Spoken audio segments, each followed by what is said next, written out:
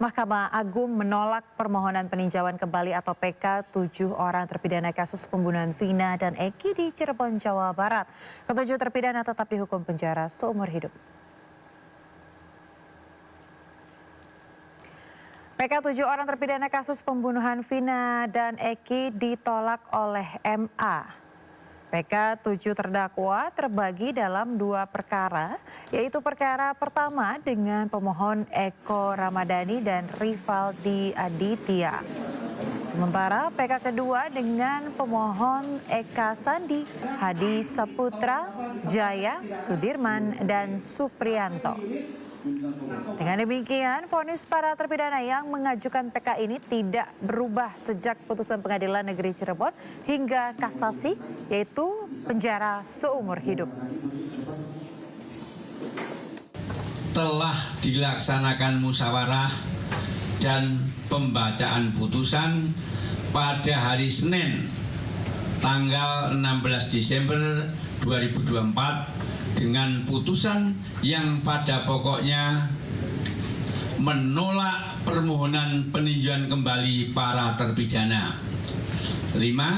Pertimbangan majelis hakim dalam menolak permohonan PK tersebut antara lain tidak terdapat kekilapan yudik fakti dan yudik juris dalam mengadili para terpidana, dan bukti baru atau novum yang diajukan oleh terpidana bukan merupakan bukti baru sebagaimana ditentukan dalam pasal 263 ayat 2 huruf A KUHP. Dengan ditolaknya permohonan PK para terpidana tersebut, maka putusan yang dimohonkan PK tetap berlaku. Kepanitraan Pidana Umum Mahkamah Agung setelah perkara diminutasi akan segera menyelesaikan proses administrasi perkara para terpidana dan setelahnya akan mengirimkan kembali kepada pengadilan pengaju, dalam hal ini Pengadilan Negeri Cirebon, dan kepada masyarakat dapat mendapatkan salinan putusan dengan cara mendownload di direktori putusan Mahkamah Agung. Jadi demikian ya perkara Vina Cirebon tadi sudah diputus oleh majelis hakim dan hakim tunggal untuk perkara anak yang pada pokoknya permohonan PK ditolak. Ya, itu hasil daripada musyawarah majelis yang menangani perkara Vina. Terima kasih. Mahkamah Agung menolak peninjauan kembali atau PK ketujuh terpidana kasus kematian Vina dan Eki di Cirebon, Jawa Barat. Pembacaan putusan pun diwarnai kekecewaan keluarga terpidana. Tim kuasa hukum berusaha kembali melakukan upaya hukum.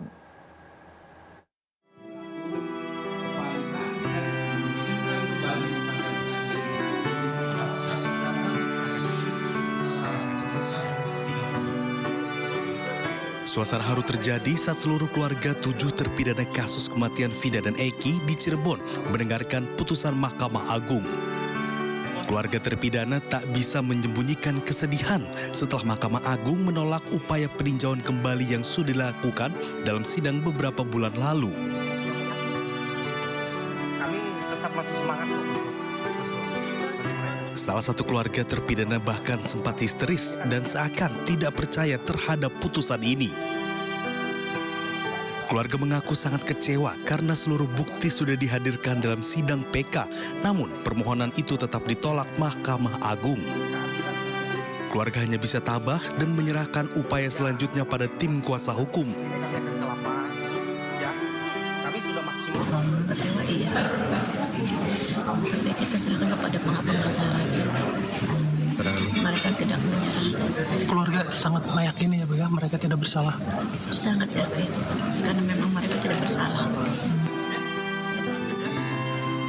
Pasca putusan, tim kuasa hukum para terpidana juga akan langsung ke lapas untuk menjenguk para terpidana.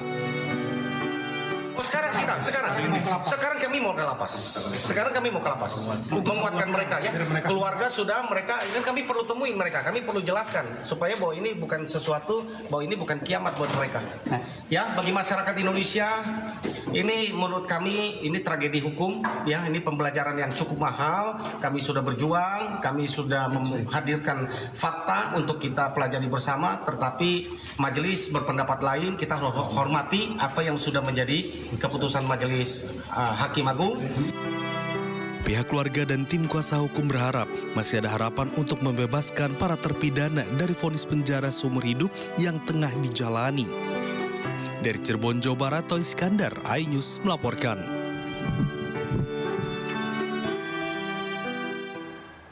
Tak hanya ketujuh terpidana, Mahkamah Agung juga menolak permohonan peninjauan kembali yang diajukan mantan terpidana kasus kematian Vina dan Eki Saka Tatal. Putusan ini diadili oleh Hakim Tunggal Prim Haryadi pada Senin 16 Desember. Sebelumnya, Saka mendaftarkan permohonan PK kasusnya ke Pengadilan Negeri Cirebon pada 8 Juli 2024. Pihaknya membawa 10 bukti baru atau novum pada sidang PK. Tujuannya ingin membuktikan bahwa kasus Vina dan Eki adalah kecelakaan tunggal, bukan pembunuhan. Namun jaksa penuntut umum menjelaskan bukti yang dibawa pihak Saka dalam sidang PK tidak sesuai dengan KUHAP.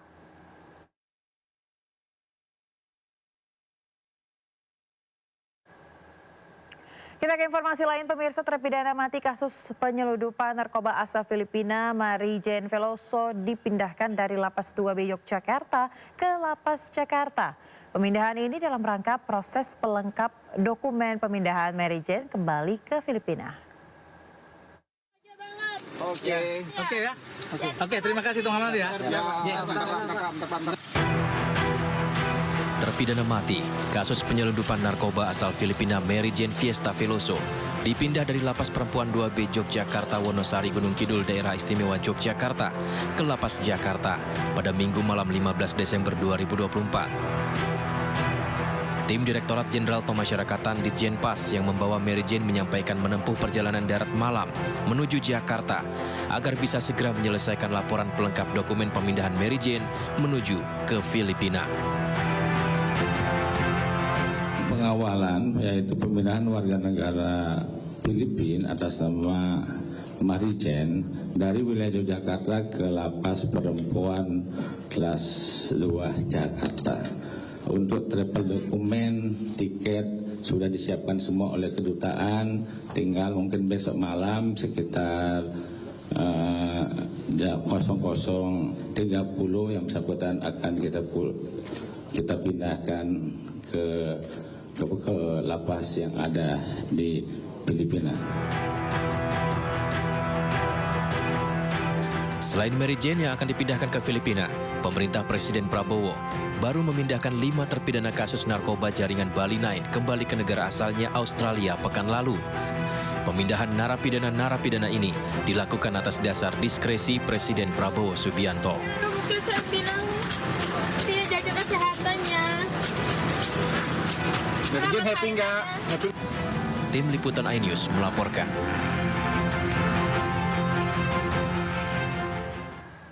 Ke kasus lain, pemirsa, tim penyidik lakukan pemeriksaan tambahan terhadap AP, ibu kandung MAS, anak yang berhadapan dengan hukum dalam kasus pembunuhan terhadap ayah dan neneknya di kawasan Lebak Bulus, Jakarta.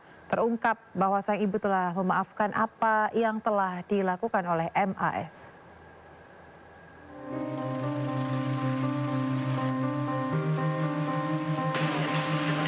Penyidik Perlindungan Perempuan dan Anak Polres Metro Jakarta Selatan telah melakukan pemeriksaan tambahan terhadap AP, ibu pelaku anak yang berhadapan dengan hukum. Perbuatan MAS, remaja 14 tahun yang menganiaya ayah dan neneknya hingga tewas serta melukai ibunya telah sepenuhnya dimaafkan oleh AP. Selain itu, AP juga meminta keringanan hukuman terhadap anaknya.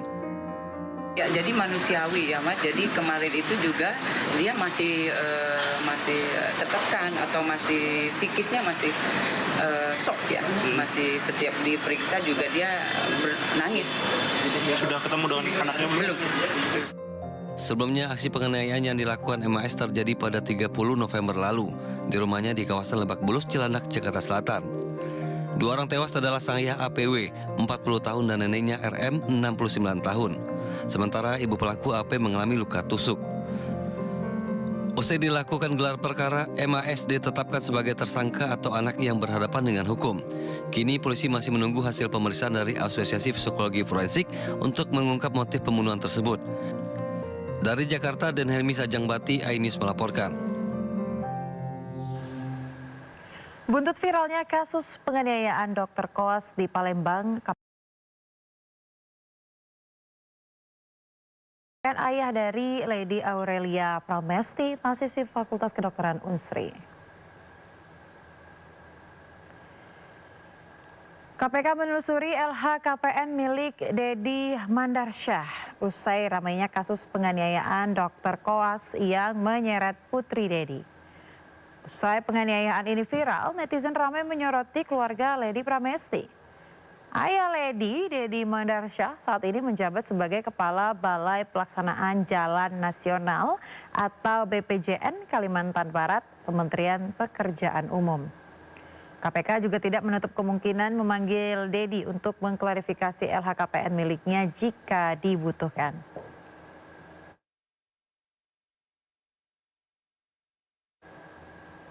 Pemirsa, netizen menggeruduk akun media sosial keluarga Lady Aurelia Pramesti pasca viral penganiayaan terhadap dokter koas Rumah Sakit Siti Fatimah Palembang, Sumatera Selatan. Tidak hanya itu, netizen juga menyerbu media sosial Badan Pelaksanaan Jalan Nasional Kalimantan Barat, di mana orang tua Lady menjabat sebagai kepalanya.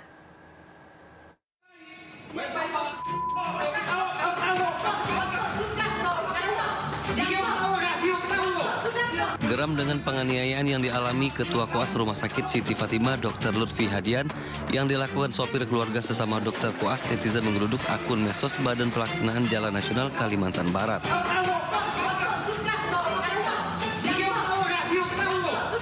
Pasalnya, Kepala BPJN Kalbar, Dedi Mandarsyah, merupakan ayah Dr. Lady Aurelia yang sopirnya menganiaya Dr. Lutfi. Sementara ibunya, Sri Mailina, merupakan seorang pengusaha yang memiliki butik di Palembang. Hingga Minggu malam, hampir 3.000 komentar netizen membanjiri postingan BPJN Kalbar. Netizen mengkritisi tindakan ikut campur istri Dedi, Sri Mailina, terkait jadwal jaga putrinya Dr. Lady di Rumah Sakit Siti Fatimah Palembang. Menurut kuasa hukum keluarga Lady, Fadila bukan hanya seorang sopir, tapi juga memiliki hubungan keluarga dengan majikannya. Keterlibatan Sri Mailina menemui Dr. Lutfi untuk membicarakan jadwal jaga putrinya saat Natal dan malam tahun baru karena merasa anaknya tidak bisa mengkomunikasikannya dengan baik. Itu adalah sopir dan juga memang ada hubungan keluarga. Ibu Lina ini sebenarnya bertujuan untuk berkomunikasi. Mungkin dia menganggap anaknya tidak bisa berkomunikasi dengan rekan sesama mahasiswa, sesama peserta koas gitu. Kami merasa sangat kecewa juga dengan peristiwa ini dan merasa bahwa keadilan harus ditegakkan. Kami sudah melaporkan kejadian ini kepada kepolisian dan sudah ditindaklanjuti oleh pihak kepolisian. Semoga orang yang melakukan ini dapat dihukum sesuai dengan hukum yang berlaku di Indonesia. Pasca perawatan di rumah sakit, Dr. Lutfi dibawa pulang ayahnya ke Jakarta untuk pemulihan di rumah.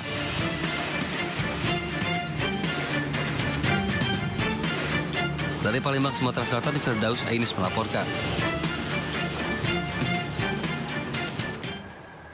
Ya pemirsa, sopir penganiaya dokter koas di Palembang, Sumatera Selatan ditetapkan sebagai tersangka.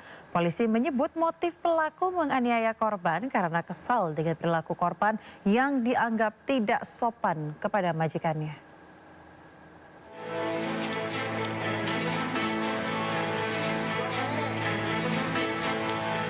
Direktorat Reserse Kriminal Umum Polda Sumatera Selatan menetapkan Fadila alias Datuk sebagai tersangka penganiayaan terhadap Lutfi, seorang dokter koas Rumah Sakit Siti Fatimah Palembang. Fadila merupakan sopir keluarga L, mahasiswi Fakultas Kedokteran Universitas Sriwijaya yang menjadi pemicu kekerasan. Kepada polisi, pelaku mengaku menganiaya korban lantaran terpancing emosi dengan perilaku korban yang dianggap tidak sopan terhadap majikannya. Motifnya adalah karena pelaku kesal melihat korban seperti tidak respon terhadap ibu teman korban yang bernama saya inisial Ibu SM.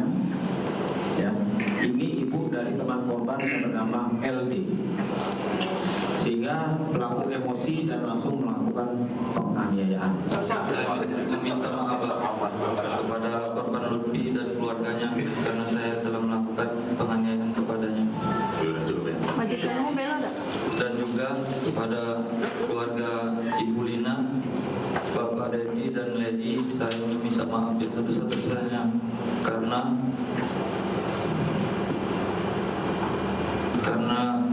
masalah ini mereka terkena imbasnya dari perbuatan saya, Pak. Tersangka dijerat dengan pasal 351 ayat 2 KUHP dengan ancaman pidana 5 tahun penjara.